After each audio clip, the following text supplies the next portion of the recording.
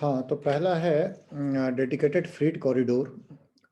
Data भरा पड़ा हुआ है, आप लोगों को पढ़ना है इसमें।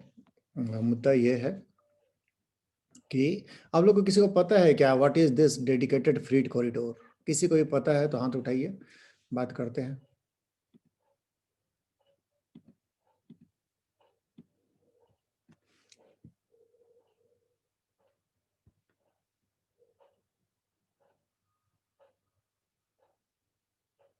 हाँ अनिमेश बोलिए। Dedicated railway line for goods train. हाँ ठीक है, सीधा सा बात है कि अभी क्या है कि जो ट्रैक होता है, रेलवे ट्रैक, सेम ट्रैक पर goods train and passenger train दोनों चलते हैं। तो हम लोग अगर डेडिकेटेड अगर फ्रीट कॉरिडोर, तो आप लोग बताइए कि अगर मान लीजिए कि जो मालगाड़ी के लिए अलग से ही एक कॉरिडोर बना देंगे, उसी पे चलेगी, पैसेंजर वाला लाइन पे नहीं चलेगी, क्या क्या फायदा हो सकता है?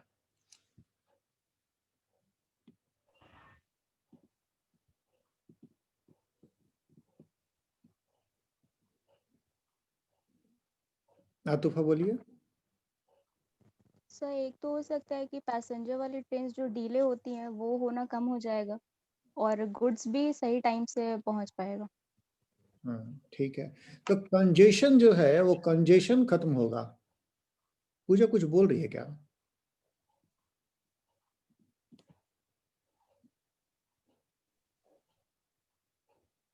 पूजा? No sir. अच्छा ठीक है। तो ये जो है तो ये जो न्यूज आया हुआ है, PM Modi inaugurated 351 kilometre section of Khurja Bhavpur for commercial operation of dedicated freight corridor. ठीक है, तो बाकी इसमें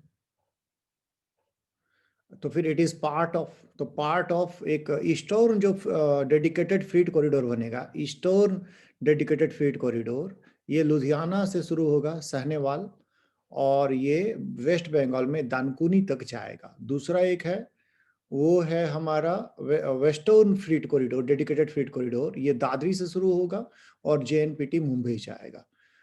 तो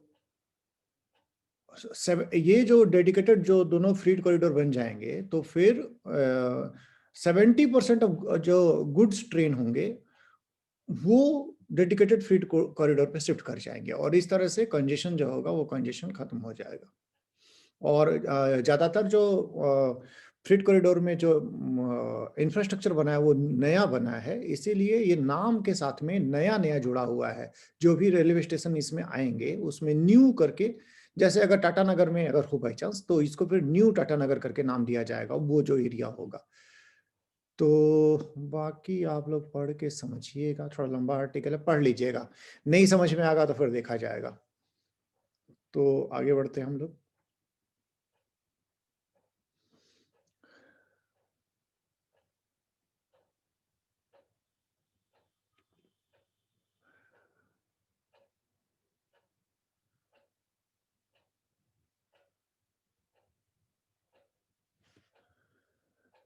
ये जो सेंटर का एक स्कीम है, इट इज कॉल्ड जल जीवन मिशन। किसी को पता है क्या जल जीवन मिशन के बारे में?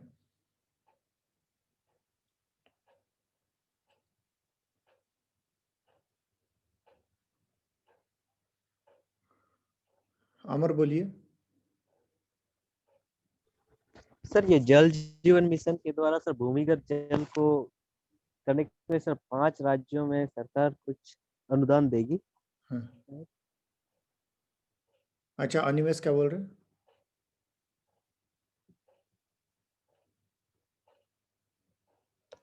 सर घर घर में वाटर कनेक्शन वाया अब पाइप्स। ये जो है 2024 तक हर रूरल हाउस होल्ड में पानी पहुंचा देना, यही मिशन है, हर घर तक। अभी लोगों को पानी जाना पड़ता है, पानी के सोर्स तक वहां से उठा कर लाना पड़ता है, टाइम बर्बाद होता है। तो ये जल जीवन मिशन है, तो इसका इम्प्लीमेंटेशन के बारे में ये आर्टिकल है कि उसका क्या प्रोग्रेस है।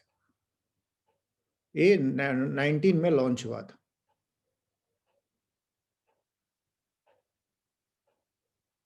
पढ़िएगा, ये आप पढ़ लीजिएगा, हम आगे चलते हैं। लाइटनिंग का एक आर्टिकल आप लोग बता सकते हैं कि सबसे ज़्यादा जो लाइटनिंग है वो किस स्टेट में इंडिया का होता है? लाइटनिंग स्ट्राइक्स किस में सबसे ज़्यादा होते हैं? हाथ उठाइएगा।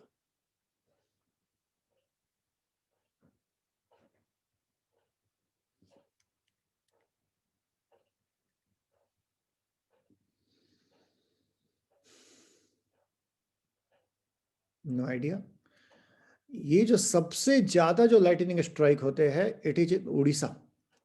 और जो लाइटनिंग का जो स्टार्टिंग पॉइंट है, ये मतलब जहाँ से इमिनेट होता है लाइटनिंग, वो अक्सर छोटा नागपुर प्लेटू से शुरू होता है और बाकी एरियाज में जाता है, लेकिन स्ट्राइक्स मोस्ट इन उड़ीसा। आप बता सकते हैं कि सबसे जो डेथ होता है वो किस स्टेट में होता है लाइटनिंग से?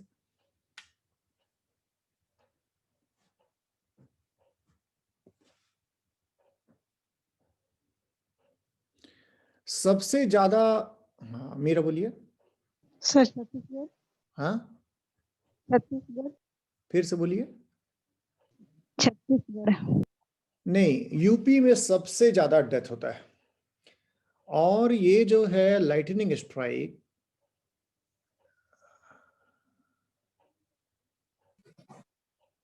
ये जो लाइटनिंग स्ट्राइक है, ये लाइटनिंग स्ट्राइक से काफी लोग मरते हैं, लेकिन अभी तक उसको डिजास्टर में सेंट्रल गवर्नमेंट उसको नहीं क्लासिफाई की है, कुछ स्टेट गवर्नमेंट क्लासिफाई की है। उड़ीसा का जो रिकॉर्ड है लाइटनिंग से निपटने में, इट इज वेरी गुड। तो देखिए, एक साल के अंदर में 1700 लोग करीब करीब मारे गए हैं लाइटनिंग से।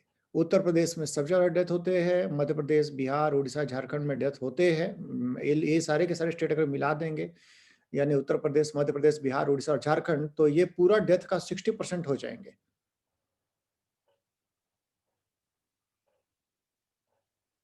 ठीक।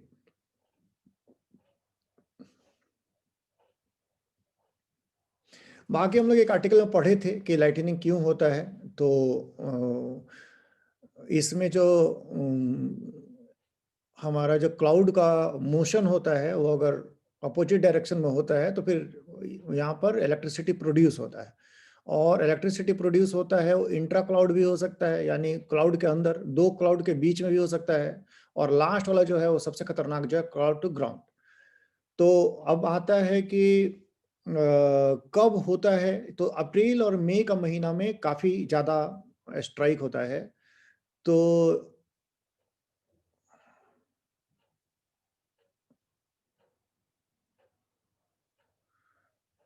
ईस्टर्न इंडिया में काल बैसाखी नॉर्वेस्टर ये अप्रैल के महीना में, और बिहार में प्री मानसून यानी मई जून का महीना में काफी लाइटनिंग स्ट्राइक्स होते हैं। लाइटनिंग का जो है वो जो डेथ होता है, क्यों होता है? तो डेथ अक्सर इसलिए होता है कि लोग ओपन में खड़े रहते हैं। ओपन में खड़े रहते हैं। कब बिहार में कैसे डेथ होगा? बिहार में डेथ होगा, लोग खेतों में काम कर रहे होंगे बरसात का मौसम में, तो उस समय में लाइटनिंग स्ट्राइक होगा तो लोग मारे जाते हैं। कई बार लोग पेड़ों के नीचे खड़े रहते हैं, उसमें लाइटनिंग स्ट्राइक होता है, और ओपन में भी खड़े रहते हैं और लाइटनिंग स्ट्राइक होता है।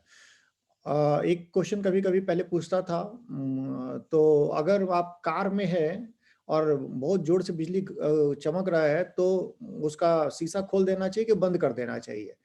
तो शीशा जो होता है बंद कर देना चाहिए। लाइटनिंग जो अच्छा, और भी क्या कर सकते हैं? लाइटनिंग कंडक्टर लगाया जा सकता है। लाइटनिंग का एक मैपिंग चलाने के बाद, मैपिंग बनाने के बाद हो रहा है कि कहाँ पे लाइटनिंग ज्यादा होता है। दूसरी बात है, लाइटनिंग को प्रेडिक्शन किया जा सकता है। करीब करीब पहले का आर्टिकल आया था 3 मिनट पहले कि लाइटनिंग स्ट्राइक होने वाला है किसी जगह पे, और उड़ीसा गवर्नमेंट कुछ कोलैबोरेशन की थी, अब न्यूज पुराना हो गया थोड़ा। उसमें लोगों को एसएमएस के थ्रू बताया जाएगा कि इस पर्टिकुलर एरिया में लाइटनिंग आने वाला है, आप हट जाइए। तो लाइटनिंग को लेकर के देखिए, natural sorry disaster management UPSC में क्वेश्चन रहता है डिजास्टर मैनेजमेंट पर, तो आप इस तरह का न्यूज को पढ़ेंगे।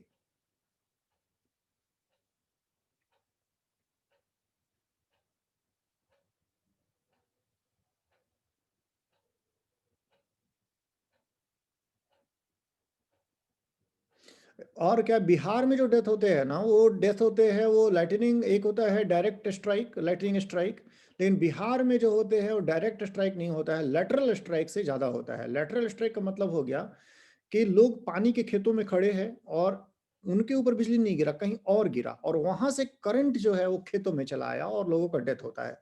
तो बिहार में ज़्यादा ऐसा डेथ होता है और बाकी जगह में डायरेक्ट स्ट्राइक से डेथ होता है। चलिए आगे बढ़ते हैं।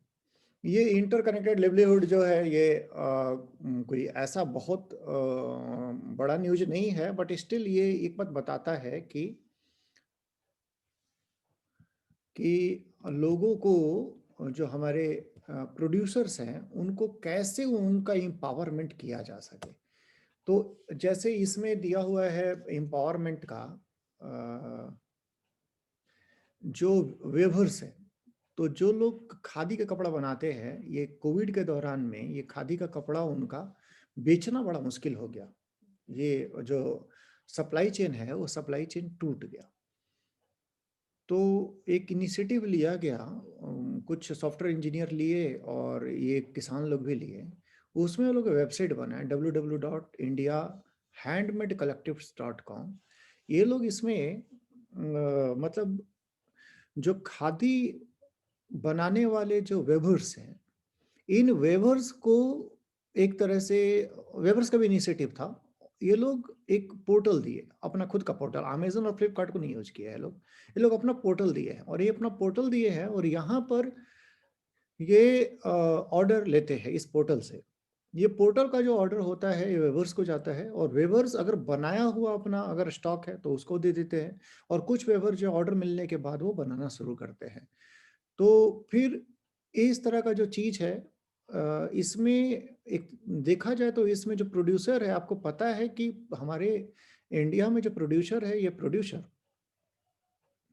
ये उतना नहीं इनकम कर पाते जितना कि मिडिल मैन कर लेते हैं, मतलब ट्रेडर कर लेते हैं।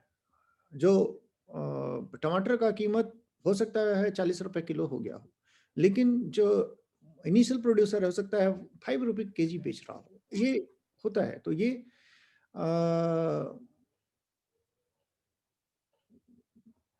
एम्पावरमेंट कैसे होगा कि अगर हम लोग डायरेक्ट कंज्यूमर और फार्मर को मिला दें, इस केस में वेवर्स को, तो जो दोनों को फायदा होगा। हालांकि traders are part of ecosystem, लेकिन आप उसको एलिमिनेट कर सकते हैं। वो फिर ये जो प्रोफेशन में जो लोग हैं कुछ और कर लेंगे, बट चूंकि एक्सप्लॉयटेशन काफी ज्यादा है इसलिए एम्पावरमेंट भी जरूरी है। तो एम्पावरमेंट जो यहाँ पे होगा, इन लोगों को थोड़ा तो टेक्नोलॉजी में ट्रेनिंग देना पड़ेगा, प्लस पैकेजिंग और शिपिंग, ये दो काम जो होगा इनको ट्रेनिंग देना पड़ेगा, कैसे पैकेजिंग करेंगे और कैसे शिपिंग करेंगे। तो ये इनिशिएटिव लिया है, और ये इनिशिएटिव जो है इस कोविड के दौरान में ये एक सक्सेसफुल इनिशिएटिव है खादी प्रोडक्ट्स के लिए। हम इस साइट को विजिट किए थे। ये जो है थोड़ा जो कीमत है वो हायर साइड में है, मतलब देख अगर आप कंपेयर करेंगे तो, बट स्टिल खादी तो ऐसे भी महंगा ही होता है। आगे बढ़े हम लोग। इंडिया में जो लेपर्ड है, लेपर्ड का संख्या बढ़ा है। ये लेपर्ड टोटल जो इंडिया में लेपर्ड गिने गए हैं 12,852 है, जो पहले का जो काउंटिंग है उससे ज्यादा है। पहले का काउंटिंग यहाँ से शायद हम गलती से उड़ा दिए हैं, बट वो पहले का काउंटिंग से ज्यादा है। तो ये जो कैमरा ट्रैप्स हैं उनसे ये डेटा आया है। एक राइटर इसमें लिखा था कि जो डेटा आया है वो डेटा कम है। कम है मतलब कि अगर 12,000 डेटा निकल के आया है तो एक्चुअली 20,000 से कम नहीं होंगे। उसका कहना है कि जो लेपर्ड का काउंटिंग हुआ है, it is side effect of tiger census. मतलब टाइगर का सेंसस कर रहे थे, लेकिन कैमरा ट्रैप में अगर आ गया आपका लेपर्ड तो आप लेपर्ड का काउंटिंग कर लिया। लेपर्ड के लिए अलग से आप सेंसस कहाँ किए? तो लेपर्ड केवल उसी एरिया में नहीं रहते जहाँ पे टाइगर रहते हैं, बल्कि उस एरिया में भी रहते हैं जहाँ पर कि रॉकी एरिया होता है या एस्पार्स ट्री वाले फील्ड्स होते हैं, तो वो और भी ज्यादा होंगे। वेस्टर्न घाट में वो इनका संख्या 3,000 से ज्यादा है। पढ़ लीजिएगा। मंकी मिनास, मंकी मिनास, मिनास तो है, मंकी मिनास कई जगह में है। आप अगर जाएंगे तो वहां पर बंदरों से आप काफी परेशान रहेंगे। तो आखिरकार क्या किया जाए? तो हमको याद आ रहा है, अब थोड़ा पुराना न्यूज जा रहा है, 3 इयर्स बैक इसको घोषित कर दिया गया था vermin.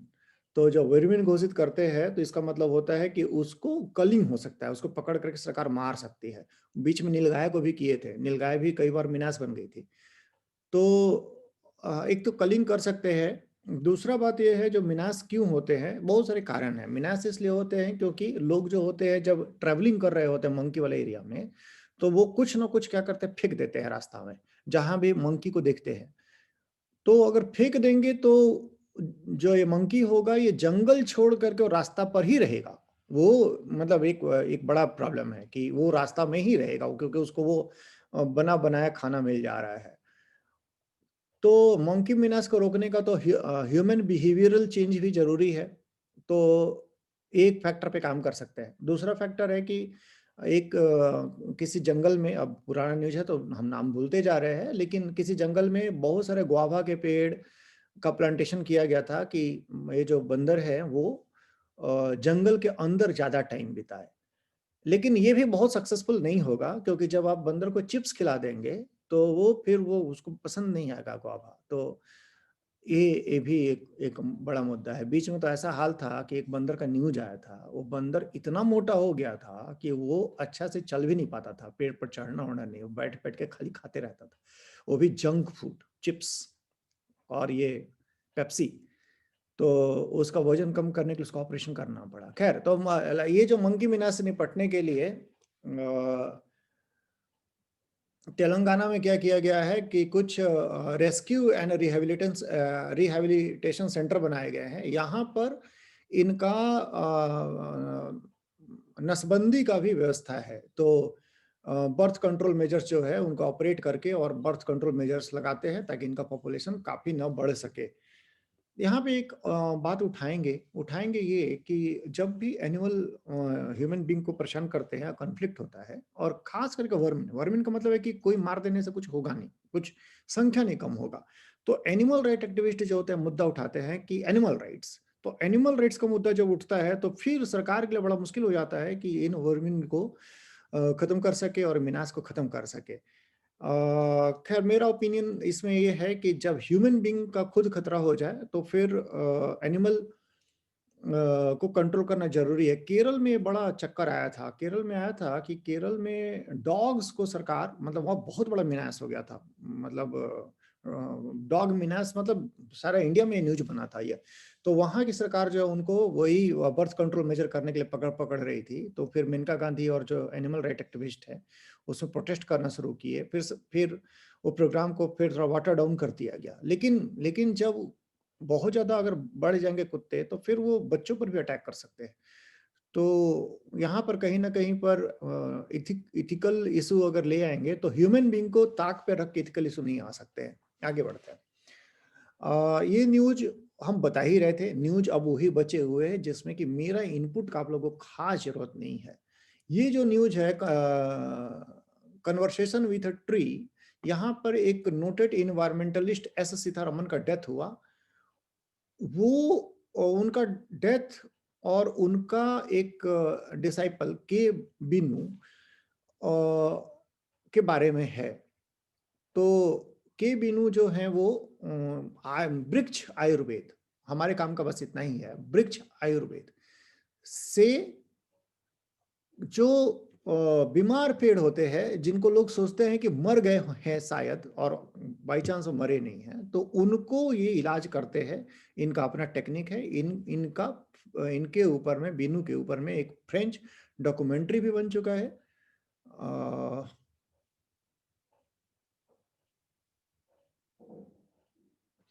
Know the Indian tree doctor के नाम से ये डॉक्यूमेंट्री भी है। बाकी आप लोग पढ़िएगा। उधम सिंह को तो आप लोग जानते होंगे, तो बताइए जो जानते हैं उधम सिंह को।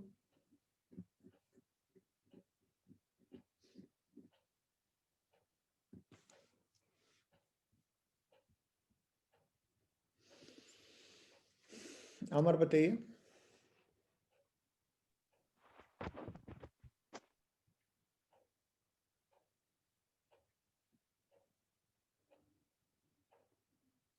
अमर का आवाज नहीं आ रहा है। पूजा बताइए। सर ये जनरल डायर को गोली मारा था 1941 में लंदन जाके। मीरा। माइकल ओ डायर को गोली मारा था। सुजाता क्या बोल रही है?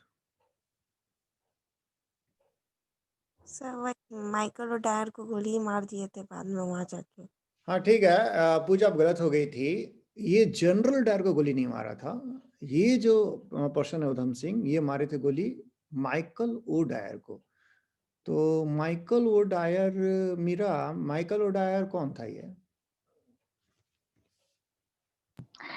पंजाब में के सर थोड़ा सा याद नहीं आ।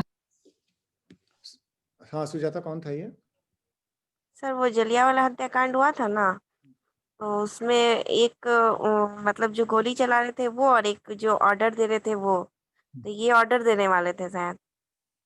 नहीं, ये बहुत अच्छा आंसर नहीं है। हालांकि मतलब बहुत दूर भी नहीं है, बट बहुत अच्छा आंसर नहीं बोल सकते। सर ये गवर्नर थे सर। हाँ, he was ये governor. गवर्नर थे सर पंजाब के। He was governor of Punjab. Michael O'Dwyer was governor of Punjab, और जनरल डायर जो था वो सेना का कमांडर था।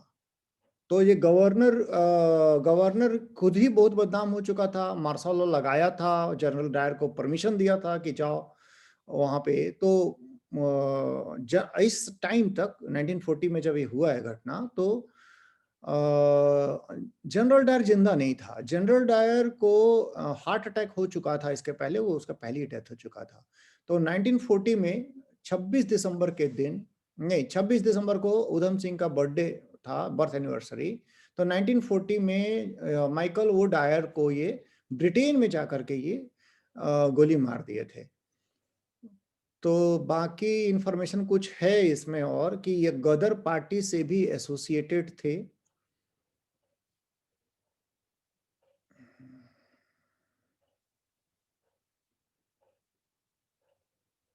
ऐसा कहा जाता है कि इस टाइम में, मतलब जब जालियांवाला बाग मैसेकर हुआ था, तो उधम सिंह 19 साल के थे और ये उस भीड़ में थे, ऐसा कहा जाता है। तो ईस्ट इंडिया एसोसिएशन का मीटिंग था 40 में, और ये ब्रिटेन में गोली मारे, पकड़े गए और जेल में 36 दिन का हंगर स्ट्राइक किए। और जब उनसे पुलिस स्टेटमेंट ली तो कोर्ट में अपना नाम मोहम्मद सिंह आजाद बताए। तो मोहम्मद सिंह आजाद बताएं, इसका लिगेसी तो आप गदर मूवमेंट से भी उठा सकते हैं कि गदर पार्टी भी जो थी वो मल्टी इथनिक पार्टी थी, मल्टी रिलीजियस पार्टी थी या सेकुलर पार्टी थी। तो मोहम्मद सिंह आजाद कहने का मतलब हो गया कि ये हिंदू और मुस्लिम, ये दोनों ही अपने आप को बता रहे थे, हिंदू मुस्लिम और सिख।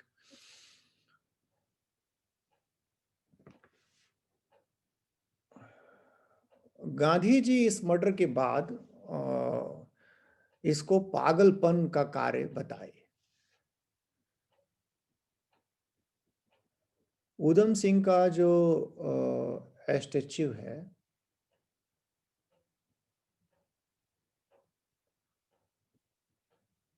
वो जालियांवाला बाग में लगाया गया है। डिमांड है कि इनका स्टैच्यू पार्लियामेंट में भी लगाया जाए, बट लगाया अभी नहीं गया है। और उत्तराखंड में एक डिस्ट्रिक्ट है, that is Udham Nagar district. इसको लेकर के उत्तराखंड वाले और यूपी वाले बड़ा लड़ाई किए थे उधम सिंह नगर को लेकर के कि किसको मिलेगा। तो उत्तराखंड का ये डिस्ट्रिक्ट है, ये इन्हीं के नाम पर है।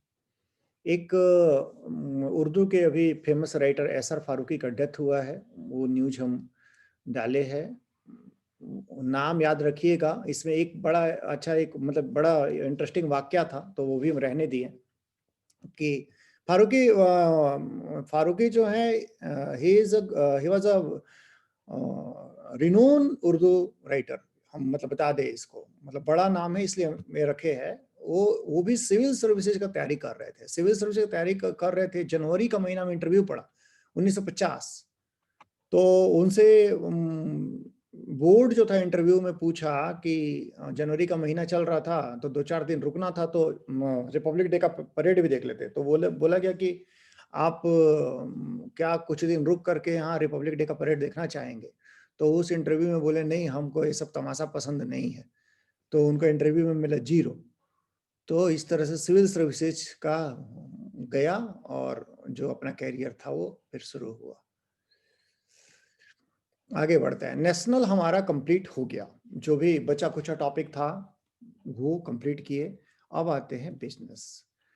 तो इंडिया जो है वो अभी हमारे बीच में हमारा 4th नंबर का इकोनॉमी था, कोविड में हम स्लिप कर गए हैं। स्लिप करके हमारा इकोनॉमी जो है वो पहुंच गया है अभी 6th नंबर में, 6th लार्जेस्ट इकोनॉमी। लेकिन एशियन डेवलपमेंट बैंक का एक एडीबी ही है ना,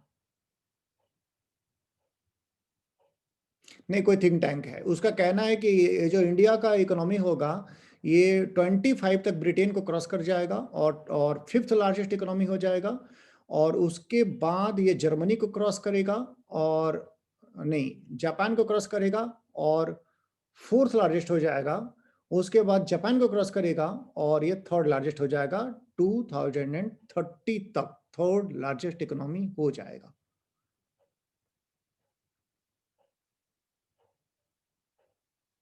खैर ये बात बता दे कि हम 3rd लार्जेस्ट इकोनॉमी हो जाएं या फर्स्ट हो जाएं। हाँ, चाइना फर्स्ट में जा रहा है। चाइना जो है वो 2028 तक फर्स्ट बिगेस्ट इकोनॉमी हो जाएगा। अमेरिका को भी पीछे कर देगा, लेकिन कुछ से कोई फर्क नहीं पड़ता हमारी जिंदगी पर, क्योंकि जब तक पर कैपिटा जीडीपी हमारा नहीं बढ़ेगा तब तक हम गरीबी में ही रहेंगे। पॉपुलेशन सारे लोग, इतने लोग मिल करके अगर उतना कमा लेते हैं जो छोटा सा कंट्री ब्रिटेन कमा पाता है, तो ये कोई बहुत हमारे लिए बहुत बड़ा बात नहीं है। आगे बढ़ते हैं हम। फिस्कल डिफिसिट, चलिए आप लोग में से कोई बताइए व्हाट इज फिस्कल डिफिसिट? कितना बार पूछे, पूछते ही रहे हैं हमेशा।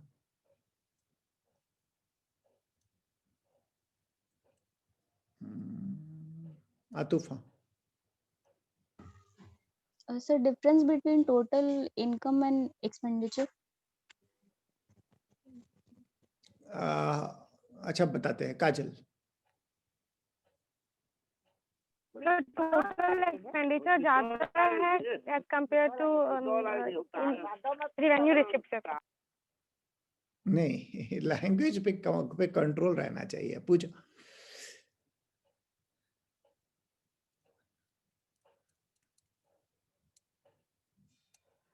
यूपीएससी में कैजुअल तो हो ही नहीं सकते। हाँ पूजा बोलिए।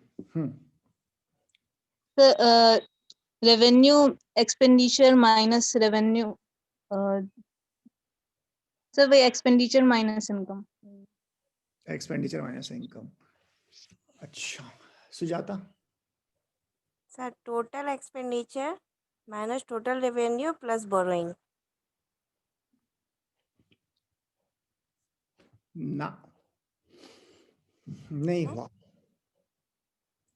रेवेन्यू मतलब उन लोगों का डिफरेंस और उसमें प्लस बोरोइंग है जो जाता है फिजिकल। अच्छा हाँ, वही बोरोइंग का थोड़ा हटा देते हैं क्योंकि बजट में बात कर रहे हैं, तो फिर बोरोइंग नहीं आएगा उसमें। देखिए इसको लैंग्वेज क्या होगा ना, इट इज टोटल। देखिए इनकम गवर्नमेंट के लिए कभी मत बोलिएगा, टोटल रिसिप्ट्स। आप लोग कोई को बोलेंगे कि हम यही सब बोल रहे थे, लेकिन ऐसा क्या क्या अंतर था बता दे रहे। Total receipt. सर रेवेन्यू नहीं बोलेंगे? बता रहे total receipts minus total expenditure. Receipt minus expenditure, it is not income. तो कुछ लोग तो इनकम के कारण गए, कुछ लोग रेवेन्यू बोल करके उसको खराब कर दिए। रेवेन्यू नहीं होगा, revenue and capital both receipts होने चाहिए, चाहे वो कैसे भी हो रिसिप्ट्स। रेवेन्यू तो वो रिसिप्ट होते हैं जिस पे कोई लायबिलिटी नहीं होता। ये अगर अभी हम बोलने जाएंगे तो ये क्लास लग जाएगा, हम अपने आप को कंट्रोल कर रहे हैं। तो वो जब क्लास शुरू होगा तो बात करेंगे। ये जो होगा रिसिप्ट जितना भी आया, घर का सामान बेच के आए या टैक्स से आए, जैसे आए, या सर्विसेज बेच करके आए, घर का सामान मतलब देश का सामान, मतलब ये अभी जो जो बिक रहा है शिपिंग कॉर्पोरेशन ऑफ इंडिया जो भी, और तो ये जो डिफरेंसेज होते हैं that is deficit, that is physical deficit. और अगर रेवेन्यू और रेवेन्यू का अगर बात करेंगे, revenue receipt minus revenue expenditure, that will be revenue deficit,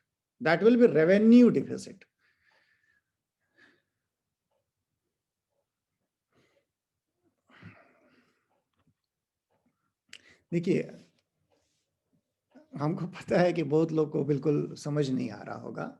हमारा घर ही एक देश है।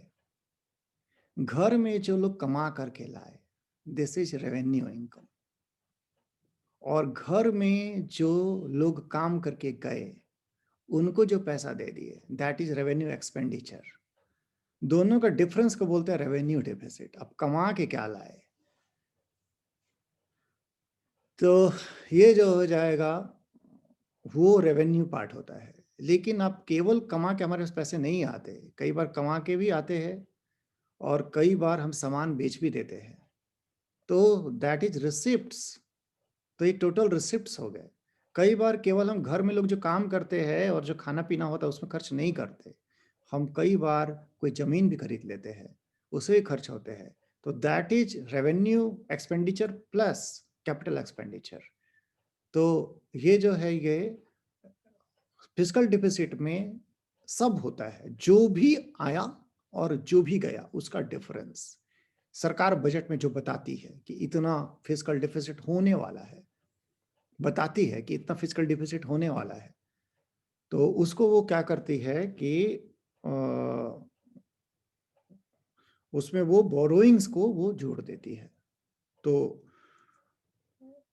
उस दिखाने के लिए, जीरो जीरो करने के लिए, तो वो बोरोइंग ही जो है दैट इज फिजिकल डिफिसिट। लेकिन बात होता है कि सरकार बाद में भी कुछ बोरो कर लेती है तो उसको भी जोड़ देते हैं। दैट इज नेचुरल सा बात है। घर में जितना पैसा आया और गया, अगर जो आया कम है और जाने वाला पैसा ज्यादा है तो कहीं से कर्ज लेना पड़ेगा।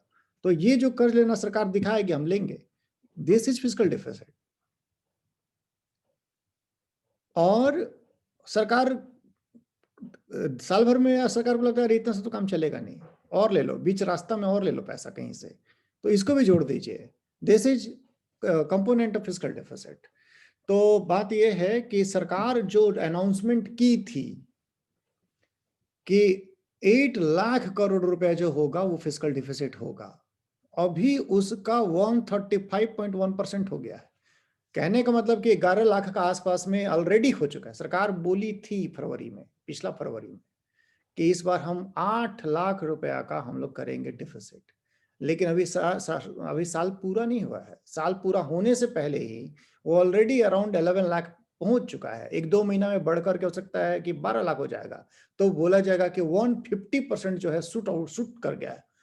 तो 8 महीना में ही ये हल है हमारा। तो ये है डेटा।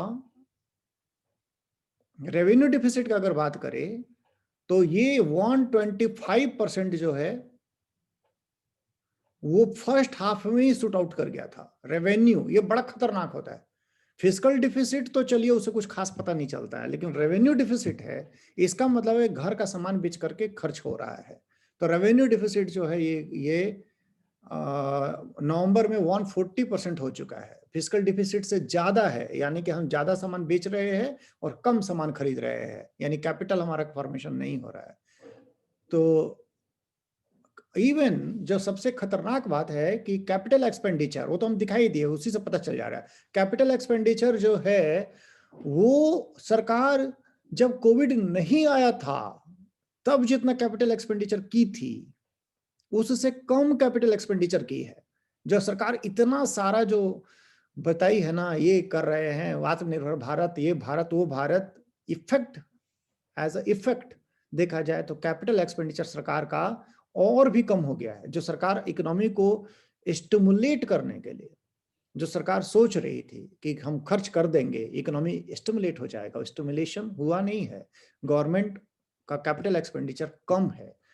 तो बाकी आप लोग पढ़िएगा, और जिसको बाई चांस नहीं समझ में आए, पैसेंस रखिए।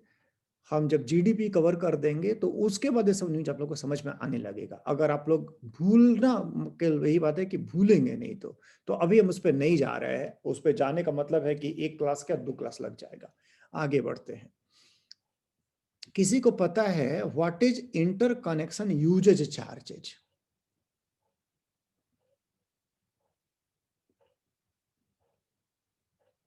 हाँ, एसके बोलिए। सर हाँ, इन ये जो चार्ज है ना, इसमें मतलब जब एक मोबाइल ऑपरेटर जब दूसरे मोबाइल ऑपरेटर पे मतलब कॉल करते हैं तो उसको कुछ चार्ज देना पड़ता है, उसी को इंटर कनेक्शन चार्ज बोलते हैं। बता सकते हैं कितना? यही लगभग ये 25 या 30 पैसा कुछ इसी टाइप में होता है। अनिमेश, रेट पता है क्या? बोल, ये तो सूरज का डिफिनेशन तो सही है, रेट पता है। सूरज गायब कहाँ थे आप? सर मेरा एग्जाम चल रहा था कॉलेज का। 0.06 हाँ, ठीक है। बात ये है, बता दे रहे हैं इंटर कनेक्शन यूजेज चार्जेज क्या होता था। अब ये था हो गया। जब कोई पर्सन जो किसी एक कंपनी का सिम रखा है और किसी ऐसे पर्सन को कॉल करता है जिसके पास कोई दूसरा सिम है, तो कॉल करने वाले के पास जिस कंपनी का सिम है, वो कंपनी जिस कंपनी को कॉल किया है उस कंपनी को 6 पैसे पर मिनट देगी। यही है इंटर कनेक्शन यूजेज चार्जेज। तो अगर आपके पास जियो है, मेरे पास एयरटेल है, आप जियो से हमको कॉल करते हैं तो जियो वाले देंगे एयरटेल को।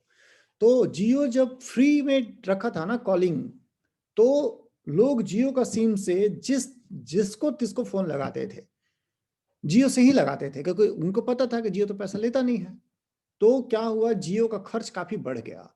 तो जियो फाइनली क्या की, वो पैसा चार्ज करने लगी। याद होगा आपको, चार्ज करने लगी कि पैसा लेंगे। तो ये जो है इंटर कनेक्शन ये चार्जेस था। 1 जनवरी से ट्राई इसको खत्म कर दी है। यानी कि अब किसी भी कंपनी से किसी भी कंपनी में जाए तो ये पैसा नहीं लगेगा। जियो कई दिनों से डिमांड कर रहा था कि इसको खत्म किया जाए, एयरटेल बोलता था नहीं खत्म किया जाए। लेकिन इधर में क्या हुआ है कि एयरटेल का भी सब्सक्राइबर बेस और वोडाफोन का भी सब्सक्राइबर बेस बढ़ा है, और ये लोग भी इसी तरह का ऑफर करना कस्टमर को शुरू कर दिए हैं। तो इसीलिए जो रेजिस्टेंस था वो खत्म हो गया, और ये चार्जेस जो हो गए अब खत्म हो गए। गवर्नमेंट जो है वो शिपिंग कॉर्पोरेशन ऑफ इंडिया का शेयर बेच करके उसमें डिसइन्वेस्टमेंट करना चाहती है। इंटायर मतलब इंटायर अगर करती है तो इसको हम लोग बोलते हैं स्ट्रेटेजिक सेल। तो वो इसका स्ट्रेटेजिक सेल करना चाहती है। Shipping corporation of India is a profit making company. तो प्रॉफिट मेकिंग कंपनी है और गवर्नमेंट जो है इसको बेच रही है। अपना 63.75% शेयर जो है वो शिपिंग कॉर्पोरेशन ऑफ इंडिया से बेच रही है। तो ये जो आप देखे ना अभी डिफिसिट, और हम लोग देख रहे थे फिस्कल डिफिसिट, रेवेन्यू डिफिसिट, तो वो फिस्कल डिफिसिट अब होगा तो गवर्नमेंट को कहीं ना पैसा लाना पड़ेगा। तो वो अब ये सब बेचेगी तो फिस्कल डिफिसिट कम दिखेगा क्योंकि पैसा तो आ गया, लेकिन ओवरऑल रेवेन्यू डिफिसिट जो होगा वो दिखेगा, क्योंकि ये सामान बेच करके पैसा आया है, रेवेन्यू नहीं है। ये कैपिटल रिसिप्ट है। ये आगे बढ़ता है। सर हाँ, ये प्रॉफिट मेकिंग कंपनी बेच के क्या फायदा? जैसे लॉस मेकिंग तो एयर इंडिया है, उसको बेच के तो पता भी चल रहा है कुछ आ सकता है। हम इसको गवर्नमेंट तो बेच के तो खुद के ही पैर पे कुल्हाड़ी मार रहा है। हम गवर्नमेंट का पॉइंट दे सकते हैं आपको। गवर्नमेंट बोल सकती है कि एयर इंडिया को तो कोई खरीद नहीं रहा है, लॉस मेकिंग है, तो जब प्रॉफिट मेकिंग है उसी में बेच दो। मतलब गवर्नमेंट ऐसा बोल सकते हैं कि प्रॉफिट मेकिंग है उसी में बेच दो, उसमें पैसा मिल जाएगा, फ्यूचर में अगर लॉस मेकिंग हो जाएगा तो कोई नहीं खरीदेगा। मतलब लॉजिक तो दे ही सकते हैं इस तरह का, क्योंकि एयर इंडिया को कोई खरीद नहीं रहा है। 16 से कोशिश कर रहे हैं, 20 में पहुंच गए हैं, बोल सकते हैं गवर्नमेंट को। बट जहाँ पे स्ट्रेटेजिक है, मेरा ऐसा ओपिनियन है, जहाँ पे स्ट्रेटेजिक है, टेलीकॉम सेक्टर हो, शिपिंग सेक्टर हो, यहाँ पे गवर्नमेंट को एग्जिट नहीं करना चाहिए, रहना चाहिए उस मार्केट में। भले ही बाहरी लोग आए तो आए। एक्चुअली मेलाइन नेग्लेक्ट जो काजे का ना बहुत बड़ा इंडिया प्रॉब्लम है कि जानबूझ करके कंपनियों को बर्बाद कर दिया जाता है, सरकारी कंपनियों को। खैर आगे बढ़ते हैं हम लोग। अभी एक कंपनी है टेस्ला। आप लोग को पता है कि हम लोग यहाँ पर टेस्ला के बारे में क्यों पढ़ते हैं अक्सर?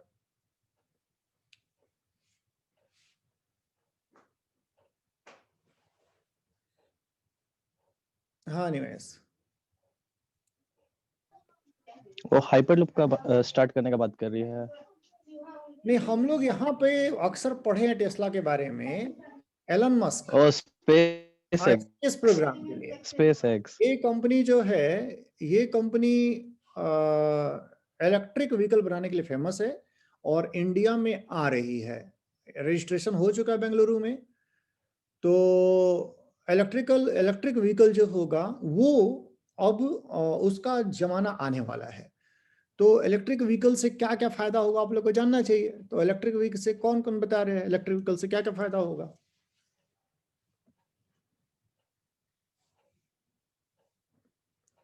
सूरज बोलिए।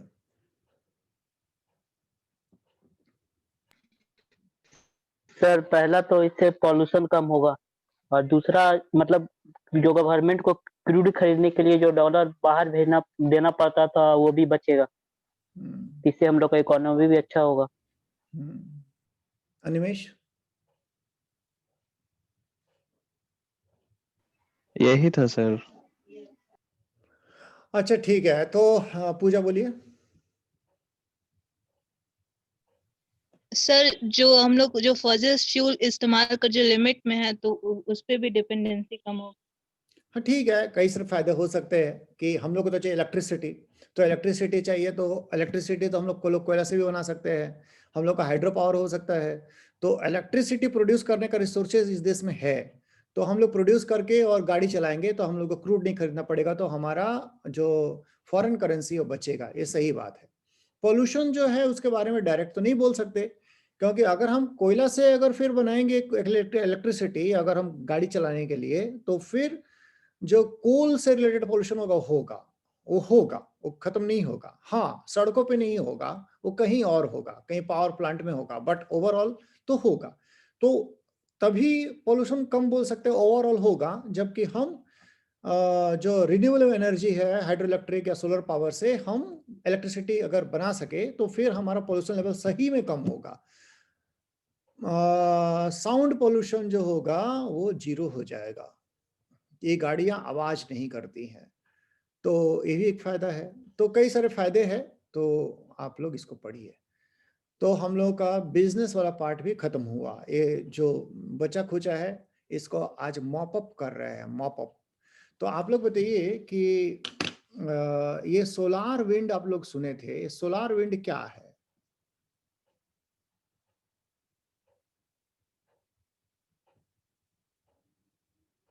हाँ सूरज बोलिए। सर ये एक कंपनी था सोलार विंड नाम का, जो मतलब यूएस में उसका कोई मतलब डिफेंस या कुछ होम मिनिस्ट्री था, उस पे अटैक किया था। हाँ ठीक है, इसका नाम जो है वो आया था हमारा ए में, उसका नाम हमारा आया था अभी जो एक साइबर अटैक हुआ यूएस में उसमें आया। तो इसमें माइक्रोसॉफ्ट जो कंपनी है वो बोल रही है कि अटैक का शिकार हम भी हो गए हैं, और वो बोली है कि हमारा सोर्स कोड कोई आकर के देख लिया है। तो आप लोग बोल सकते हैं कि व्हाट इज सोर्स कोड, ये क्या होता है सोर्स कोड?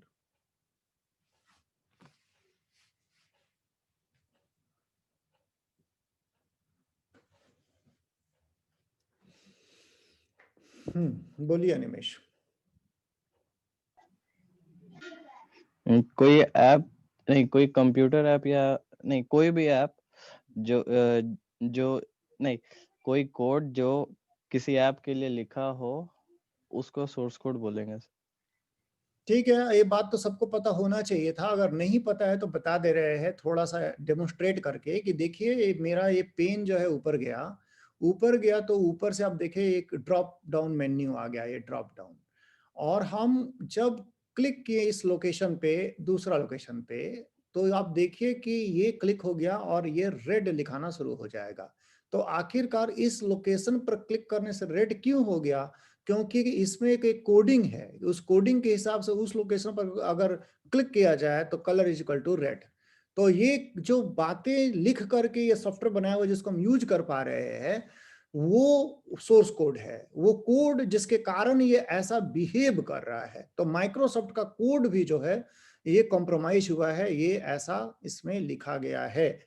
आप लोग पढ़िएगा। आगे बढ़ते हैं। ये न्यूमोशिल एक वैक्सीन है जो न्यूमोकोकल वैक्सीन है। ये इस बार का जो यूपीएससी का प्री में ये क्वेश्चन आया भी हुआ था, न्यूमोकोकल वैक्सीन से रिलेटेड क्वेश्चन आया हुआ था।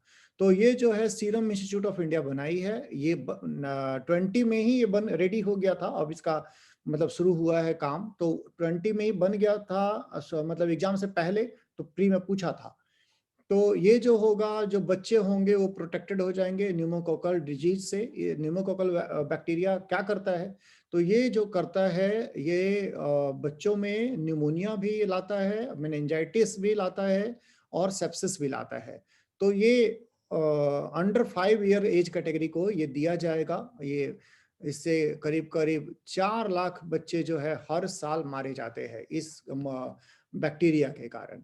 तो ये जो वैक्सीन है this is conjugate vaccine, pneumococcal conjugate vaccine. Conjugate vaccine में क्या होता है कि इसमें एक से ज्यादा जो माइक्रोब्स होते हैं वो माइक्रोब्स का यूज करके इसको बनाया जाता है। मतलब एक इम्यून सिस्टम को बूस्ट करने के लिए और एक एंटीबॉडी बनाने के लिए।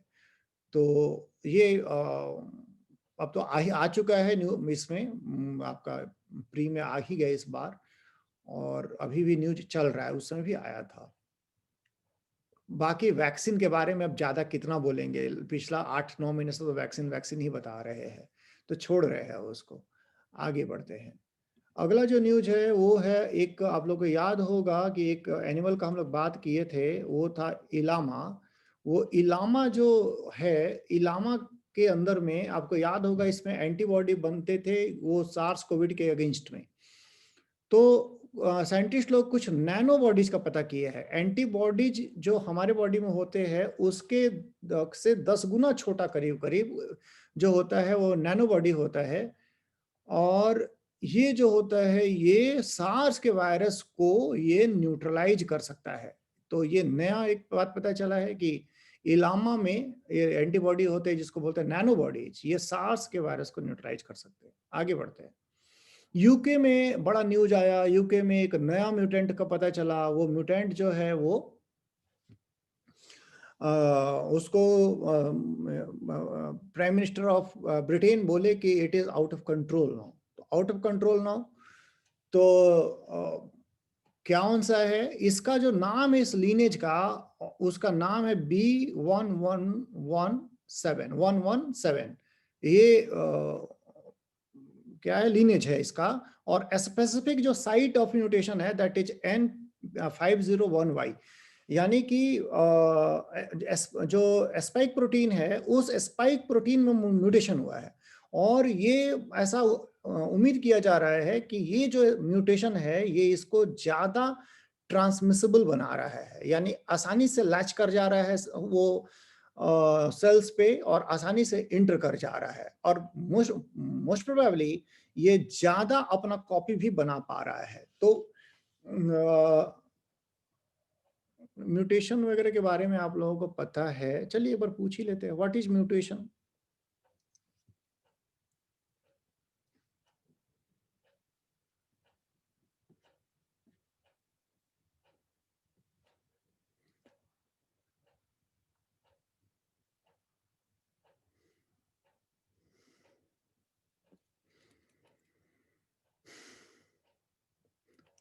अतुफा बोलिए।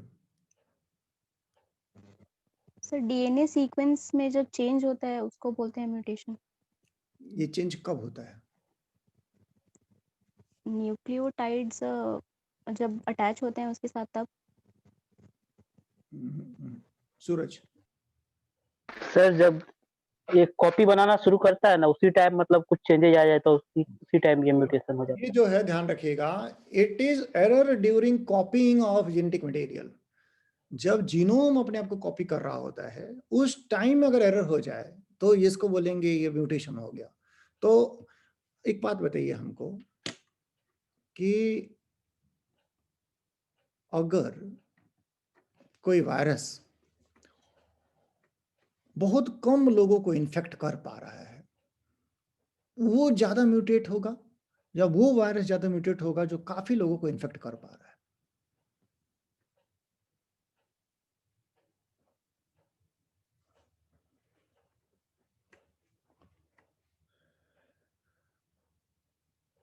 तीनों से पूछते हैं। सुजाता।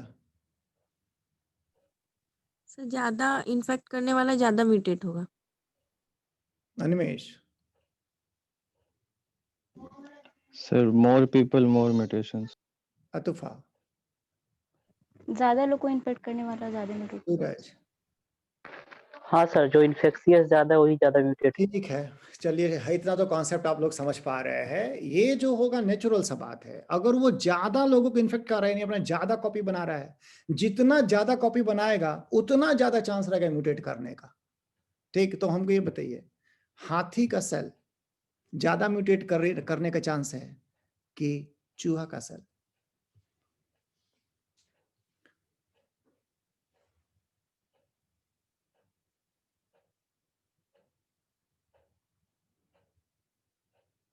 पूजा। हाथी का सर। अनिमेश। Sir, चूहा। नहीं, हाथी का ही होगा। हाथी जो होता है उसमें सेल जो होते हैं वो ज्यादा मल्टीप्लाई करने पड़ते हैं। सेल न्यूमरस होते हैं, तो न्यूमरस होते हैं तो मल्टीप्लाइंग के टाइम में उनके चांसेस हैं कि वो ज्यादा वो उसका वो उसमें एरर आ सकता है। Sir, बट सर चूहा तो ज्यादा रिप्रोड्यूस कर रहा है ना, वो उसका तो उस टाइम कॉपी बन रहा है ना एक्चुअली। नहीं, म्यूटेशन तो यहाँ चूहा पे में जो एक्चुअली है, ज्यादा होगा। अगर सेम तो ड्यूरेशन आप आप देखेंगे। प्रोजेनी की बात कर रहे हैं ना, लेकिन एक हाथी जब जन्म लेता है उसका लाइफ टाइम में उसका सेल म्यूटेट हो सकता है ज्यादा, लाइफ टाइम में। हम चलिए आप क्वेश्चन को अलग तरीका से समझे। अगर उस तरह से सोचेंगे तो फिर वो अगर प्रोजेनी में जाएंगे तो फिर ज्यादा म्यूटेशन होगा। लेकिन एक का बात करें हाथी का, तो एक आर्टिकल एक बार आया था कि अगर कैंसर का बात करें तो कैंसर होने के जो चांसेज है वो चांसेज हाथी को काफी ज्यादा है कि कैंसर हो जाएगा, क्योंकि हमारे सेल्स कई बार म्यूटेट कर जाते हैं तो कैंसरस हो जाते हैं। तो हाथी को क्यों नहीं होता है, ये साइंटिस्ट लोग जो है, मतलब कम कैंसर क्यों होता है, क्यों जो बहुत ज्यादा हाथी को कैंसर नहीं होता है, ये जो है ये हमारे साइंटिस्ट लोग उसके लिए एक जीन देख रहे थे, जो जीन के कारण उसका मतलब इतना सारा कॉपी बनाने के बाद म्यूटेशन नहीं होता है। खैर अनिवेश आप अलग तरह से इंटरप्रेट किए थे, आपका हिसाब से, आपका लॉजिक के हिसाब से ठीक है होगी। तो हाँ, तो बात ये कर रहे थे कि म्यूटेशन जो है वो म्यूटेशन एरर ऑफ कॉपिंग है। अब थोड़ा सा हम लोग पढ़ लेते हैं कि ये, अच्छा ये बताइए कि बहुत आसान क्वेश्चन पूछ रहे हैं। ये जो कोरोना वायरस है, whether it is RNA virus और whether it is DNA virus, या क्या दोनों ही है इसमें?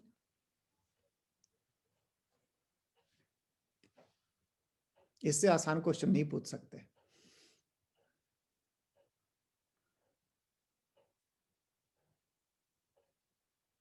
सना। Sir RNA. किसी का आंसर डिफरेंट है?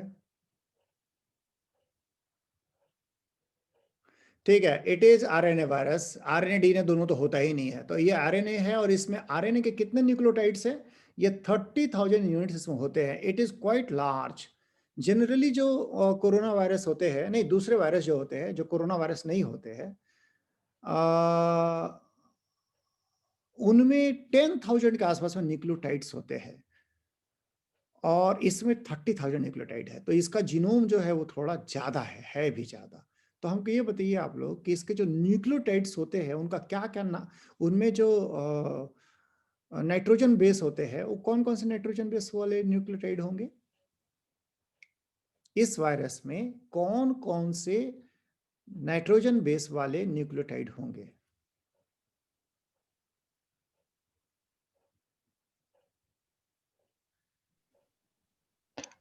Specific amino acids. Amino acids नहीं, नाइट्रोजन बेसेज वाले nucleotides. Meera. UTCG। UTCG। Cytosine, guanine,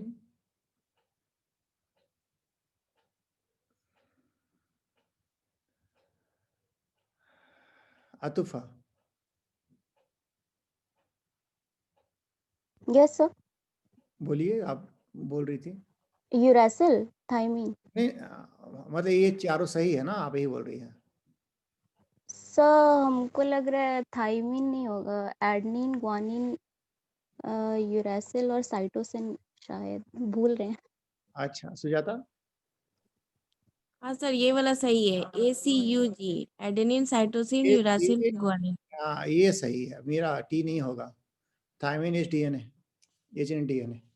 तो ये जो है ये ACUG होगा। तो हाँ, तो हम बात कर रहे थे कि जो जनरली जो ऑर्गेनिज्म होते हैं वो हम लोग के बॉडी में, हमारा अगर डीएनए का कॉपी अगर रॉन्ग होता है तो हमारे बॉडी में उसको करेक्शन का मैकेनिज्म होता है, बट आरएनए वायरस में मैकेनिज्म नहीं होता है, और इसलिए म्यूटेशन जो होते हैं वो ज्यादा होते हैं। अभी 1000 से भी ज्यादा म्यूटेशन इस कोरोना वायरस के आ चुके हैं, और इसमें से कुछ ही है जो कि उधम मचाए हैं, बाकी तो पता भी नहीं चलता है। तो आपको तो नाम ही होगा, जो स्पेसिफिक म्यूटेशन होता है उनका इस तरह से नाम होता है, मतलब किस साइट पे क्या हो गया। जैसे अगर यहाँ पे ऐसा हो कि 50 नंबर साइट पे N के जगह में Y आ गया, इसी तरह का मतलब अमाइनो एसिड चेंज हो गया है।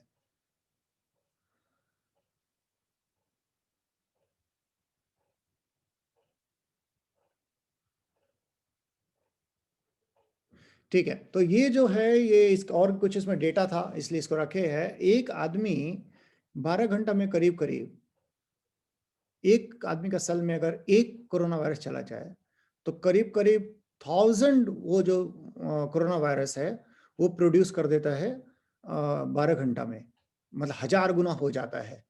तो ये जो है इसका जो मल्टीप्लिकेशन रेट है, ये मल्टीप्लिकेशन रेट हो सकता है इसका ज्यादा हो, एक बात हो सकता है।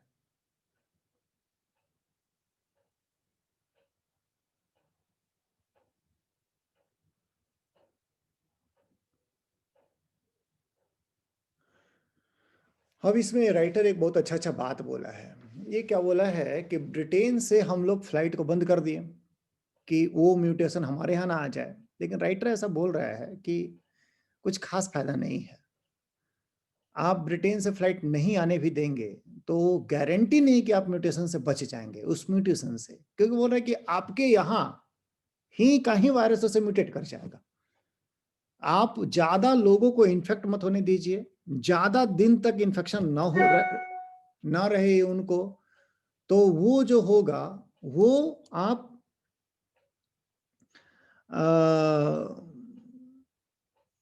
तो आप म्यूटेशन, मतलब वायरस का म्यूटेशन जिस कारण से होता है, किस कारण से होता है, लोगों में वायरल लोड बढ़ जाता हो, काफी ज्यादा वायरस हो गए हो, नेचुरली अपने आप को रिप्लिकेट किए होंगे, ये काफी लोगों को हो जाए तो म्यूटेशन के चांसेस ज्यादा रहेंगे। तो अगर आप ब्रिटेन से मंगाना बंद भी कर देंगे फ्लाइट तो आपके देश में वायरस म्यूटेट कर जाएगा, और उसी टाइप का म्यूटेशन जो होगा वो हो सकता है वो साउथ अफ्रीका में अनरिलेटेड उसी साइट पे म्यूटेशन हुआ है। तो बोल रहा है कि ये बहुत कोई अच्छा स्ट्रेटजी नहीं है कि आप यूके में का फ्लाइट, मतलब बोल रहा है उससे कुछ खास फायदा नहीं है।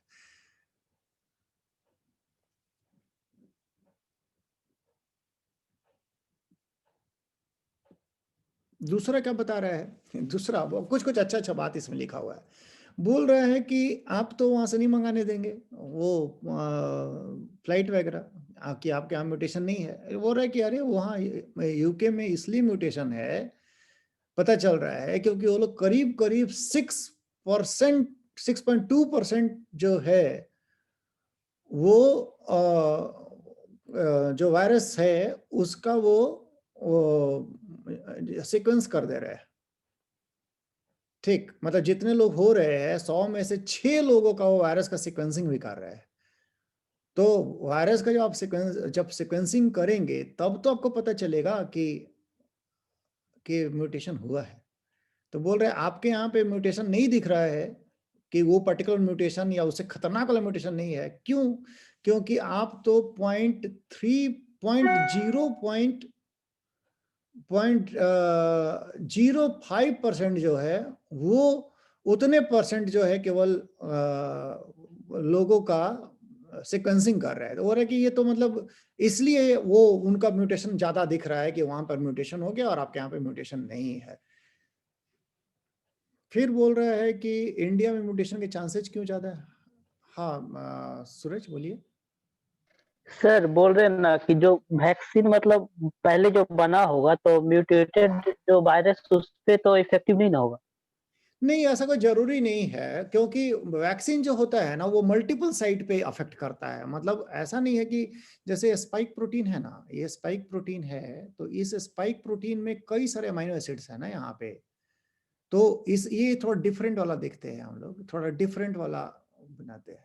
ये थोड़ा डिफरेंट है, इसमें थोड़े अलग टाइप के है, थोड़ा चेंज है। लेकिन जब आप इसका भी बनाएंगे ना, तो सोचिए आप ऐसे सोचिए कि इसमें भी तो वो सब है ना, कुछ कुछ कहीं कहीं पे चेंज है। तो जब आप मान लीजिए कि आप इसको डाल दिए बॉडी में स्पाइक प्रोटीन को, तो बॉडी तो इसको रिकॉग्नाइज करेगा, अटैक करेगा, तो वो तो मल्टीपल साइट पर अटैक करेगा, यहाँ भी करेगा, यहाँ पे जहाँ भी उसको मौका, जहाँ भी प्रोटीन है, तो वो ठीक है रेड वाल को छोड़ देगा, लेकिन और भी तो जगह है ना वहाँ अटैक करने के लिए, मल्टीपल साइट्स पर अटैक करते हैं। इसलिए फेलियर होने का चांस बहुत कम है कि म्यूटेशन के कारण वो फेल कर जाएगा। वो होगा लेकिन अभी तुरंत नहीं होगा, हम बात कर रहे हैं अभी। तो ये जो है हाँ, तो बोल रहा है राइटर कि इंडिया में म्यूटेशन के ज्यादा चांसेस है। क्यों? क्योंकि यहाँ पर जो इम्यूनो डिफिशियंट पर्सन है खान पान के कारण, हमारा लाइफ स्टाइल के कारण, और इम्यूनो जो सप्रेस्ड पेशेंट्स हैं वो ज्यादा है। तो और ये ज्यादा, कुछ लोग तो 2-2 4-4 महीना तक ये कोरोना से इन्फेक्टेड रहते हैं। तो ऐसे हालत में ज्यादा वायरस रिप्लिकेट होगा और वो म्यूटेशन के चांसेस बढ़ जाएंगे। और कुछ लोग तो यहाँ पे क्रोनिक पेशेंट हो गए हैं, मतलब उनका वायरस जा ही नहीं रहा, मर भी नहीं रहे हैं लेकिन वायरस भी नहीं जा रहा है, तो वैसे हालत में भी ज्यादा म्यूटेशन होंगे। तो बोल रहा है कि वो सब जगह पे हम लोगों को ध्यान देना जरूरी है कि म्यूटेशन को हम लोग मतलब हम लोग ज्यादा लोगों को इन्फेक्टेड ना होने दें, इम्यूनो डिफिशिएंट लोगों को बचा करके रखे।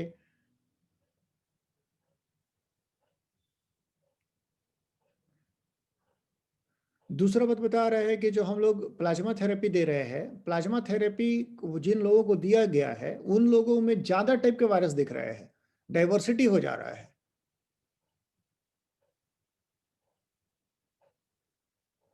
ठीक है,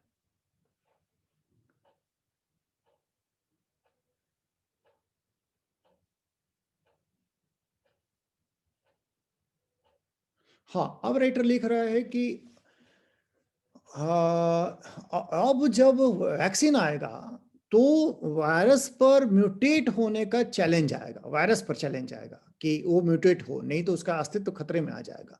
तो वैसे हालत में ऐसे म्यूटेशंस आ सकते हैं जिन पर कि वैक्सीन का असर ना होता हो। लेकिन अभी कुछ लोग बोल रहे हैं कि ये 2-3 साल लगता है उतना बड़ा म्यूटेशन होने में, ताकि पूरा वैक्सीन जो है उसका मतलब मल्टीपल साइट्स जो है चेंज हो जाए। तो बोल रहे हैं कि अभी टाइम है, तो वैक्सीन उस हिसाब से काम करेगा। लेकिन अभी तो जो यहाँ बात है कि सब तो वैक्सीन जितने सारे हैं वो तो इमरजेंसी यूज वैक्सीन है ना, तो डेटा कंप्लीट नहीं है। आगे बढ़ते हैं।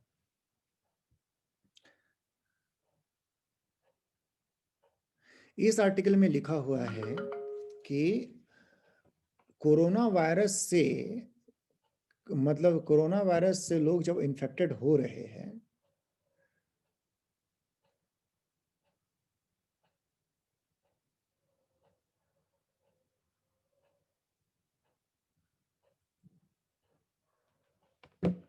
जब कोरोना वायरस से लोग इन्फेक्टेड हो रहे हैं तो केवल ये बताया जाता है कि इन्फेक्शन है या नहीं है। लेकिन एक स्टडी है जिसमें बोला जा रहा है कि वायरल लोड जब पेशेंट को पहली बार चेक किया जाता है, तो अगर वायरल लोड भी बताया जाए तो वो ज्यादा बेहतर बताता है कि किसको ज्यादा केयर का जरूरत है और किसको कम केयर का जरूरत है। मतलब आपको याद होगा कि आप बताइए कि सबसे जो रिलायबल जो टेस्ट है इसका, वो कौन सा टेस्ट है? ये कोरोना के लिए?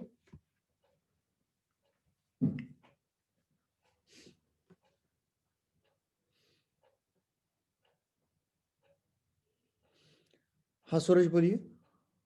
RT-PCR sir. RT-PCR ये फाइनल टेस्ट है। RT-PCR में क्या इसमें देखते हैं कि पता चल जाता है कि वायरस है? क्या क्या डिटेक्ट करते हैं?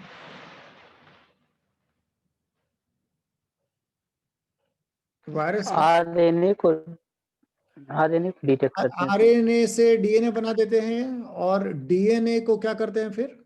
क्या प्रोसेस होता है, उसको क्या बोलते हैं? कोई बता सकते हैं उस प्रोसेस को क्या बोलते हैं? RNA से पहले तो DNA बना दिए, तो दिस इज रिवर्स ट्रांसक्रिप्शन।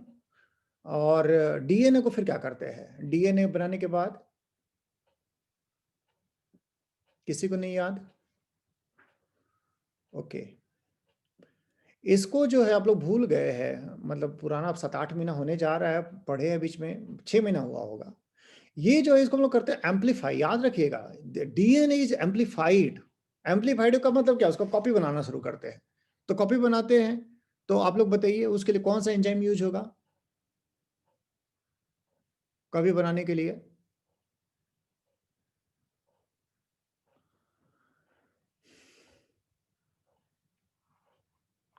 आश्चर्य है।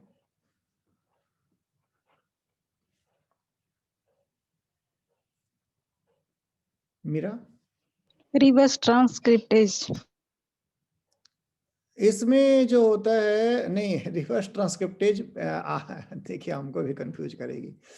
खैर, ये जो है ये RNA से DNA बनाने में जो यूज होता है, दैट इज रिवर्स ट्रांसक्रिप्टेज। अब DNA को मल्टीपल DNA में कन्वर्ट करेंगे।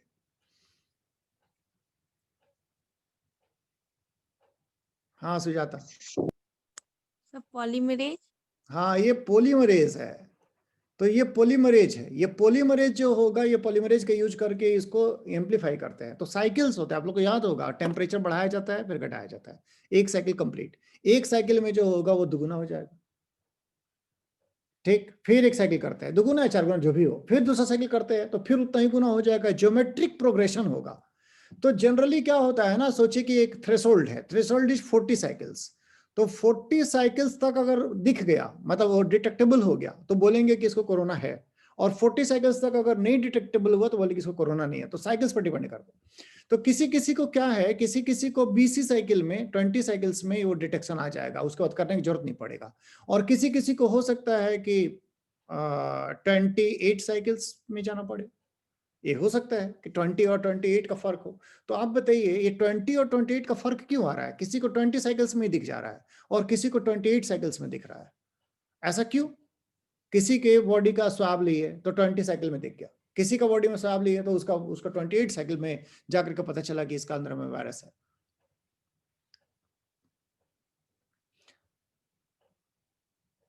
पूजा बोलिए। सर जिसका 20 साइकिल में दिख रहा हो सकता है उसमें वायरस का लोड ज्यादा है, और जिसका 28 में तो उसमें लोड कम है वायरस। एग्जैक्टली ये जो वायरल लोड पे डिपेंड करता है। तो वायरल लोड 20 में जिसको नजर आ गया उसका वायरल लोड ज्यादा है, और 28 में जिसका वायरल लोड कम है। एक स्टडी हुआ, कोरिलेशन स्टडी, ये देखा गया है कि जिन लोगों का साइकिल्स जो है वो जल्दी मतलब डिटेक्शन हो गया, उन लोगों का डेथ रेट ज्यादा है। और जिनका ज्यादा साइकिल में डिटेक्ट हुआ वो उन लोगों का डेथ रेट कम है। और भी ज्यादा साइकिल अगर हुआ तो वो ऐसे असिम्टोमेटिक है। तो ये एक नया बात पता चल रहा है कि वायरल लोड से ये पता चलता है कि किसको ज्यादा केयर किया जाए अगर कोरोना वायरस चला भी गया है। तो ये एक कोरिलेशन रिसर्च है जो एक नया डायरेक्शन देता है कि जो हाई वायरल लोड है उनको ज्यादा केयर किया जाए। देखिए हम एक मेरा ये जस्ट ये है एक गट फीलिंग है कि जब हम लोग मास्क लगाते हैं और लोगों से दूर रहते हैं, तो जो अगर कोरोना वायरस अगर हमारे पास आ भी रहा है ना, तो वो कम घुसेगा अंदर। उसका जो वायरस जितना अमाउंट में घुसेगा वो कम होगा। और अगर हम लोग किसी के साथ बहुत ही क्लोज है और उसको कोरोना वायरस है, तो वो ज्यादा वायरस हमारे बॉडी में एंट्री एक ही बार कर जाएगा। और अगर मान लीजिए कि फॉर एग्जांपल अगर 10 का एंट्री होता है तो 10 से वो अपना ए में 12 घंटा में 1000 गुना होगा, लेकिन 1000 से ही शुरू हो तो वो तो 2-3 दिन में काफी डिफरेंस हो जाएगा। तो हो सकता है कि बॉडी का जो फाइटिंग एबिलिटी है वो कम वायरस जब घुसता होगा तो जितना देर में वो ज्यादा संख्या बढ़ेगा तब तक बॉडी भी रेडी हो जाएगा, और जब ज्यादा वो घुसता होगा तो बॉडी को अचानक से मतलब एक तरह से वो सुनामी टाइप का आ जाता होगा और बॉडी उससे नहीं लड़ पाता है। तो एक रीजन हो सकता है कि क्यों ये मास्क वगैरह लगाना जो अपने आप में जरूरी है कि अगर वायरस आए भी तो वो कम आए। आगे बढ़ते हैं। तो कोरोना वायरस जो है उसका प्रोटीन जो है उसको एक टेक्नोलॉजी है, उसको बोलते हैं, हम ये सब नाम दे रहे हैं क्योंकि ये सब कभी कभी यूपी से पूछ देता है, क्रायोजेनिक इलेक्ट्रॉन माइक्रोस्कोपी। इससे कोरोना वायरस का प्रोटीन को, स्पाइक प्रोटीन को देखा गया है नेचुरल स्टेट में। नेचुरल ऐसे कैसे क्या होता है ना कि केवल उसका स्पाइक प्रोटीन को अलग करके देखते हैं, अलग करके, तो अलग करके मतलब प्यूरिफाई बोलते हैं। तो प्यूरिफाइंग का प्रोसेस में हो सकता है वो डैमेज हो जाता हो, उसका रूप बदल जाता हो, तो नेचुरल स्टेट में इसको देख लिया गया है। आगे बढ़ते हैं। ईयू नेशंस जो है वो मास वैक्सीनेशन चालू कर चुके हैं, और इंडिया में इससे रिलेटेड कई सारे साथ फेक न्यूज आ रहे हैं कि जर्मनी इंडिया से वैक्सीन मांग रहा है। पता नहीं, हमको नहीं लग रहा है इसको पढ़ करके कैसा है कुछ, क्योंकि वहां पर ऑलरेडी फाइजर का और मॉडर्ना का वैक्सीन जो है वहां पे चालू हो गया है। आगे बढ़ते हैं। इंडिया में भी वैक्सीनेशन शुरू हो रहा है। तो यहाँ पे आपको पता है कि हेल्थ वर्कर को पहले दिया जाएगा और जो एजेड लोग हैं उनको ज्यादा पहले दिया जाएगा, 50+। ये राइटर बोला है, ठीक है। ये जो पॉलिसी है, हम थोड़ा समझा रहे इस बात को, ध्यान से सुनिएगा, कि बोल रहे कि पॉलिसी जो हेल्थ वर्कर है उनको पहले दिए, दैट इज गुड, क्योंकि उनको इन्फेक्शन के चांसेस ज्यादा हैं, क्योंकि लोग उनके कांटेक्ट में आ रहे कोरोना वायरस वाले, फर्स्ट ऑफ ऑल। सेकेंड कि वो उन लोगों को भी इन्फेक्ट कर सकते हैं जो कि अभी इन्फेक्टेड नहीं है, क्योंकि एक के कांटेक्ट में आए और दूसरा भी गया तो उसको इन्फेक्ट कर सकते हैं। तो हेल्थ वर्कर को देना is a good policy. But ये बोल रहा है कि बूढ़े लोगों को देना is not a good policy. ये बोल रहा है कि बूढ़े लोगों को अगर दिया जाए तो बूढ़े लोग ऐसे होते हैं तो ज्यादा घर से बाहर नहीं निकलते हैं, उनका सोशल कॉन्टेक्ट भी काफी कम होता है, तो ये उनको भी मतलब अगर बचा के आप क्या करेंगे, क्योंकि वो दूसरे को नहीं दे सकते हैं और नहीं दूसरों से ले सकते हैं आसानी से। तो जो पॉपुलेशन ज्यादा प्रोन है वो है जो ज्यादा निकलता है, ज्यादा सोशल कॉन्टेक्ट्स होते हैं, यानी यूथ्स। तो यूथ्स को बोल रहा है कि यूथ्स को ज्यादा जरूरी है कि वैक्सीनेशन दिए जाए, क्योंकि आप जो एजेड लोग हैं उनको आइसोलेट आसानी से कर सकते हैं और आइसोलेटेड रहते भी हैं।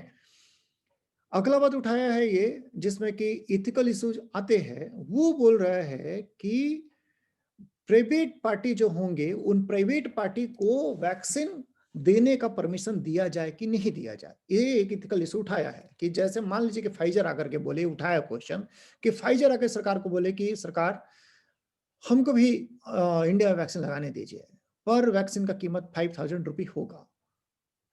तो ये बोल रहा है कि लोग जो होंगे क्वेश्चन उठाएंगे कि सरकार जो है वो फ्री में वैक्सीनेशन नहीं करा रही है, या ये सरकार का हेल्थ पॉलिसी ठीक नहीं है, पैसे वालों को वैक्सीन मिल जाएगा। ये राइटर बोल रहा है कि अगर सरकार जो वैक्सीन वो प्रोक्योर कर रही है खुद, उसको प्रोक्योर करते रहे, लोगों को वो वैक्सीनेशन करते रहे फ्री में, अपना पॉलिसी उसका अगर कंटिन्यूअस रहे, उसमें कोई भी दिक्कत नहीं आए, तो प्राइवेट पार्टी को एंट्री देना चाहिए। ये बोल रहा है कि कई सारे वैक्सीन पाइपलाइन में है और कई सारे वैक्सीन बन गए हैं। तो बोल रहा है कि अगर ये मॉडर्ना या ये सब अगर फाइजर वाले अगर हमें वैक्सीन देंगे तो देंगे, और आप जो लोग गरीब तबके के हैं उनको आप लगाते रहिएगा सरकार, तो जो लोग वेल टू डू हैं, जो अफोर्ड कर सकते हैं, वो लोग क्या करेंगे, वो मॉडर्ना से फाइजर से 5,000 में खरीद लेंगे और लगवा लेंगे। तो ये बता रहे हैं कि इससे क्या होगा कि जो लोड होगा सरकार के ऊपर में वैक्सीन देने का, वो लोड कम हो जाएगा। जो वेटिंग पीरियड है लोगों का, वो वेटिंग पीरियड कम हो जाएगा और सबको वैक्सीनेशन आसानी से हो जाएगा। तो ये एक थोड़ा ऐसा एक रिफ्रेशिंग लुक दिया है, लेकिन बशर्ते, एक शर्त यहाँ पर यही है कि ये बोल रहा है कि गवर्नमेंट को का काम ना रुक जाए। और ये इंडिया में यही ज्यादा पॉसिबिलिटी होता है कि ऐसा ना हो कि कंपनियां आए और गवर्नमेंट जानबूझ करके स्लो हो जाए ताकि लोग वैक्सीन खरीद के लगवा ले। ये एक है, लेकिन ये एडवाइस अपने आप में ये बुरा नहीं दिख रहा। दूसरी बात और बोला है कि इंडिया में ऐसा बात चल रहा था कि ये जो फाइजर का और मॉडर्ना का वैक्सीन है, ये करीब करीब मिलेगा $37 पर डोज। तो $37 मतलब कितना हो गया, ये 1200 रुपया हो गया ना करीब करीब, कि ज्यादा हो गया, 1200 रुपया हो गया। तो लेकिन पता चला है कि एक्चुअली ये वैक्सीन जो है ये पर डोज ये $18 में ही ये मतलब EU में सप्लाई किया है मॉडर्ना, मतलब करीब करीब 150।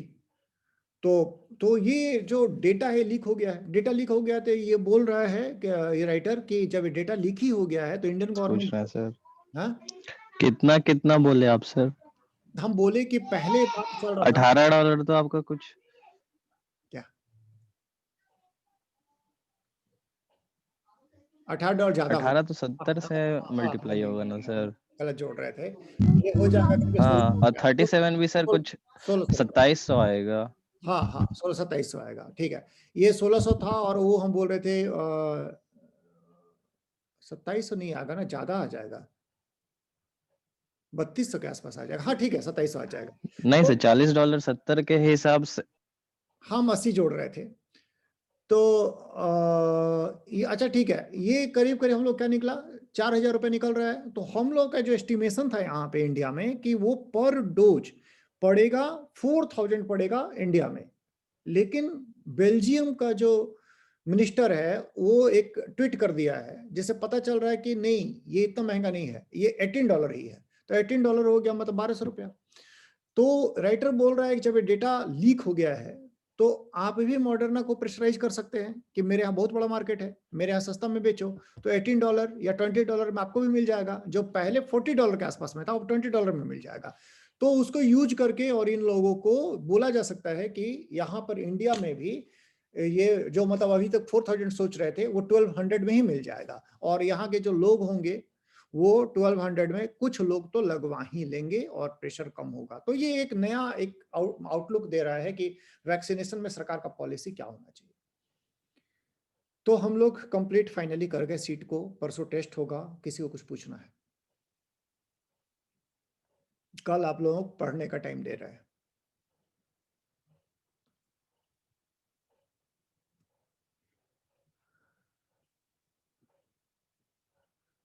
नहीं पूछना है तो फिर क्लोज करते हैं।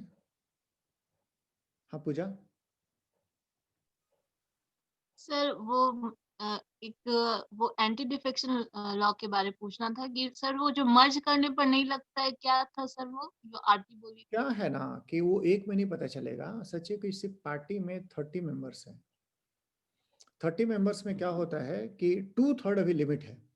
तो अगर 20 लोग अगर बाहर निकल जाते हैं ना, सोचिए ये है JDU और इसमें से 20 लोग बाहर निकल गए और कुछ JDK बनाना चाह रहे हैं, तो अगर ये काम करेंगे तो एंटी डिफेक्शन लॉ लग जाएगा और इनका मेंबरशिप खत्म हो जाएगा, इनको फिर से इलेक्शन लड़ना पड़ेगा। लेकिन अगर यहाँ से 20 लोग निकलते हैं और निकल करके बीजेपी में जाकर के मिल जाते हैं, इसको बोलते हैं मर्जर।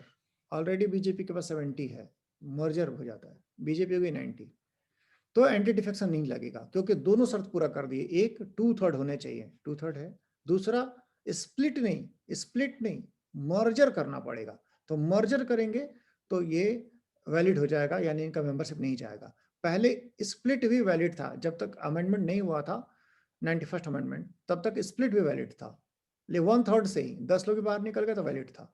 अब कर दिया 2/3 बाहर निकलना पड़ेगा और साथ ही साथ मर्जर होगा। स्प्लिट अब वैलिड नहीं होता, पार्टी तोड़ ही नहीं जा सकती, दूसरी पार्टी में मिल सकता है।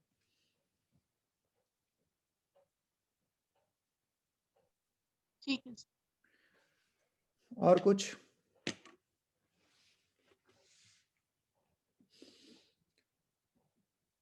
ठीक है, तो फिर क्लोज करते हैं।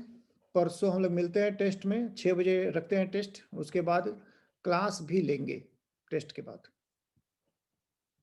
क्लोज कर रहे हैं। Thank you sir. Thank you sir.